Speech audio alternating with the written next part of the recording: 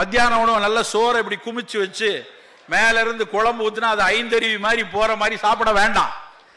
உங்களுடைய தட்டுல 80% காய்கறிகளோ புலால் அருந்துபவர்கள் மீனோ கோழி துண்டோ காடை துண்டோ இருக்கட்டும், கொஞ்சோல சோறு இருக்கட்டும். நான் பல மேடைகளில் அடிக்கடி சொல்வது, பெண்களை பார்த்து, உங்க வீட்டில் இந்த அன்னக்கரண்டின்னு ஒன்று இருந்துன்னு வச்சுக்கோங்க, அதை கிழக்கு பக்கமா நின்று 3 தடவை தலையை சுத்தி எரிச்சிருங்க. ஏன்னா அந்த அன்னக்கரண்டியை பார்த்தா இந்த பிடபிள்யூடி ஆசில நிப்பாட்டி வச்சிருக்க பொக்லைன் எந்திர மாதிரியே எனக்கு தெரியும். பாலம் பாலமா சோத்தை போட்டு போட்டு வீட்டில் பல பேர் தொப்பையோடையும் சுகரோடையும் இருக்காங்க. சோறை கண்டிப்பா குறைக்கணும். குறைந்த அளவுல சோறு சாப்பிடுங்க. குறைந்த அளவு சாப்பிடக்கூடிய சோறும் நல்ல சிகப்பு நிறத்தில் உள்ள மாப்பிள்ளை சம்பா, ஞவர அரிசி, காட்டு யானம், கருங்குருவை, கருப்பு கவுனி இப்படியான அரிசியை வாங்கிக்கோங்க. இதெல்லாம் எங்க சார் கிடைக்கும்? அமேசான்ல போட்டா அடுத்த வீட்டுக்கு வந்து நிக்குமா அப்படின்னு தேடக்கூடாது. இன்னைக்கு எல்லா இடத்திலும் கிடைக்கிறது. நாம் கொஞ்சம் மெனக்கிட வேண்டும், நாம் கொஞ்சம் கரிசனப்பட வேண்டும். சார் விலை கூடைய, நிறைய பேர் என்ன கேட்கிறாங்க, சார் விலை கூடைய. நம்ம சார் நடிச்ச படத்தை முதல் நாள் ஷோக்கு எத்தனை பேர் 250 ரூபா கொடுத்து போய் பார்த்தோம். அப்ப அதுக்கு 200 ரூபா நம்ம கொடுக்கும் போது 1 கிலோ அரிசியை 110 ரூபாய்க்கு 90 ரூபாய்க்கு கொடுக்கறத துளி கூட தயக்கம் காட்ட வேண்டாம். கொஞ்ச நாள் ஆகும், அதனுடைய விலை இயல்பு விலைக்கு வர்றதுக்கு சற்று நாள் ஆகும். பெரிய அளவில் பயன்படுத்தும் போது, பெரிய அளவில் விவசாயிகள் உற்பத்தி செய்யும் போது விலை குறையும் தானாக. அதுவரைக்கும் 50 ரூபா 60 ரூபா கூட இருந்தாலும் கருப்பு கவுனி அரிசி சாப்பிடலாம்.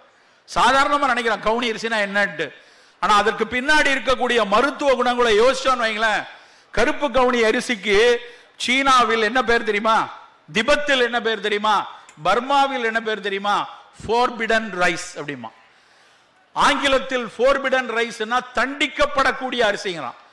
அதனால தண்டிக்கப்படணுமா, அதே இவர் சாப்பிட சொல்றாரு அப்படின்னு ஒரு கேள்வி வரலாம். என்ன அர்த்தம் அப்படின்னா, பர்மிய மன்னர்களும் சீன மன்னர்களும் திபெத்திய மன்னர்கள் மட்டுமே சாப்பிடுவதற்கு அனுமதிக்கப்பட்ட அரிசி கவுனி அரிசி. ஏன்னா அது ஒரு மிகப்பெரிய பொக்கிஷமாக அவங்க பாதுகாத்தாங்க. இன்றைக்கு அதை ஆய்ந்து அறிந்த நம்முடைய institute of rice research institute கட்டாக்ல அவர்கள் அதுக்கப்புறம் கண்டுபிடிக்கிறான், அந்த கவுனி அரிசியினுடைய கருப்பு நிறத்துல ஆந்தோசைனின்ஸ், அந்த ஆந்தோசைனின்ஸ் தான் கத்திரிக்காயினுடைய மேல இருக்கு, அந்த ஆந்தோசைனின்ஸ் தான் அந்த திண்டுக்கல் திராட்சையினுடைய தொலிக்கு மேல இருக்கு. எங்கெல்லாம் கரு நீல நிறத்தை பார்க்கிறீர்களோ அதுல எல்லாம் அந்த ஆந்தோசைனின் இருக்கு. அந்த ஆந்தோசைனின் புற்றுநோய்களை கூட தடுக்கக்கூடியது. நல்லா புரிந்து கொள்ளணும். இது நான் சும்மா கதை பேசுவதாக நினைக்க வேண்டாம். நீங்க போய் படிச்சு பாருங்க, கூகுள்ல போயிட்டு கவுனி அரிசியினுடைய மருத்துவ குணங்களை படிச்சீங்கன்னா அது சும்மா யாரோ எழுதுன படிக்க வேண்டாம்.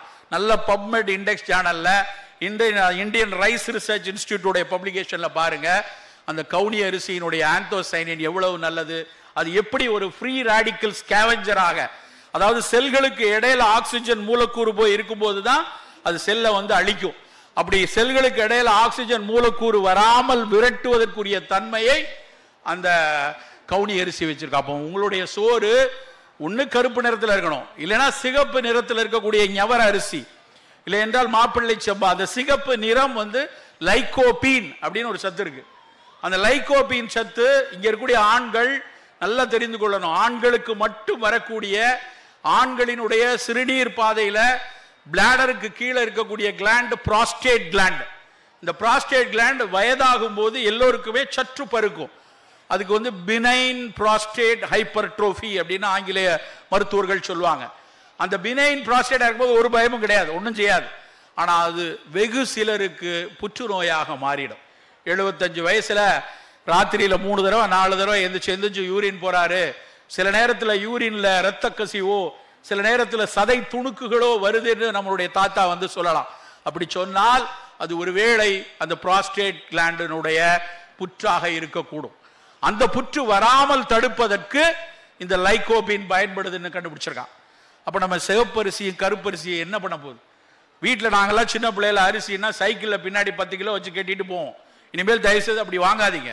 ஒரு கிலோ அரிசியா இருக்கட்டும், உங்க வீட்டில் அடுப்புக்கு பக்கத்தில் அரிசி வைக்கக்கூடிய இடத்துல 1 கிலோ கருப்பரிசி, 1 கிலோ சிவப்பரிசி, 1 கிலோ பழுப்பரிசி, 1 கிலோ தூய மல்லி சம்பா, 1 கிலோ காட்டு யானம். உங்க வீட்டில் ஒரு கருத்தரித்த மகளிர் இருக்காங்கன்னா குள்ளக்கார் சம்பா, பால் ஊட்டி கொண்டு இருக்கிறார்கள்னா குளியடிச்சான் சம்பா, அப்படி அரிசியை வாங்கி வைங்க.